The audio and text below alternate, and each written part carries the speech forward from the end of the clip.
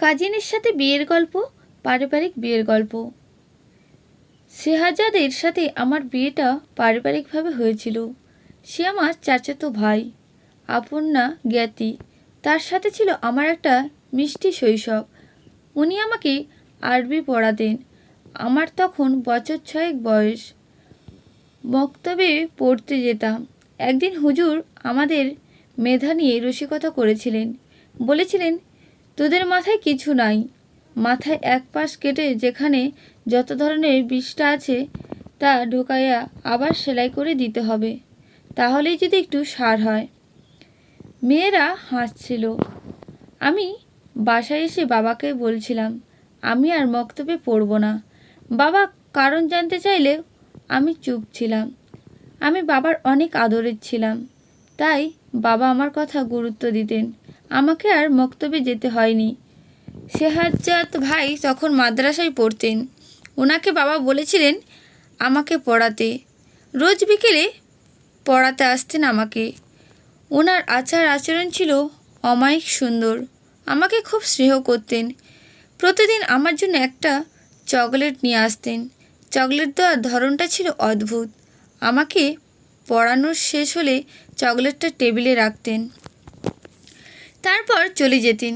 প্রথম প্রথম আমি বুঝতাম না এটা আমার জন্য, তবুও নিতাম। সেই চকলেটটা আমি একা খেতাম না, স্কেল দিয়ে ভেঙে আমি আর আমার ছোট ভাই জওয়াদ ভাগ করে খেতাম। আর ভাবতাম, ইস, জেহাদ ভাই 2টো চকলেট আনলেই তো পারত। পরে জেনে নিই ওনার আর্থিক সঙ্গতি ছিল না বলেই 1 প্যাকেট কম দামি চকলেট আমার জন্য এনে রাখতেন, আর প্রতিদিনই একটা করে দিতেন। সত্যি বলতে আমাদের বিদেশে থাকা কিছু আত্মীয় আমাকে অনেক চকলেট দিত, তবে শেহাজাদের চকলেটের যে স্বাদ পেতাম তা অন্য রকম ছিল। কেমন একটা অদ্ভুত মায়া ছিল ওনার চকলেট দেওয়ার মধ্যে। বিয়ের পরও উনি আমাকে চকলেট দিতেন। আমার হাত টেনে টেনে হাতের মুঠোয় গুজে দিতেন। আমি সেটার ভাগ তাকে দিতাম।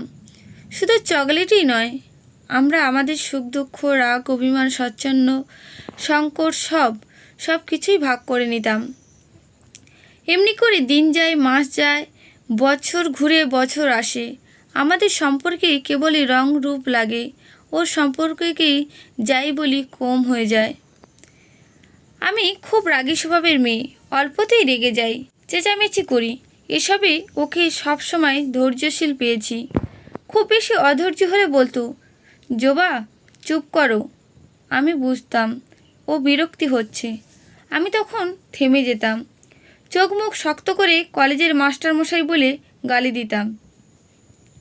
ও মিটিমিটি হাসত। ওর হাসিটা যে কী সুন্দর, মনে হতো পুরো চাঁদ আমার ঘরে নেমে এসেছে। আমি বিমুগ্ধ চোখে সেই ক্ষণীয় চাঁদকে দেখতাম।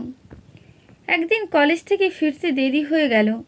ও বলল, তুমি খাবার রেডি করো, আমি নামাজ পড়ে নিই। আমি টেবিলে খাবার সাজিয়ে ওকে ডাকতে গিয়ে দেখি ও সেজাদরত। সেই সেজদা থেকে আর জীবিত ওঠেনি। ও চলে গেছেন না ফেরার দেশে। সেই বিষণ্ণ সন্ধ্যাকে চূড়ান্ত আধারে ডুবিয়ে দিয়ে গেল। বাবা আবার আমার বিয়ে দিতে চান, এমনকি আমার শাশুড়িও তাই চান। আমি রাজি নই।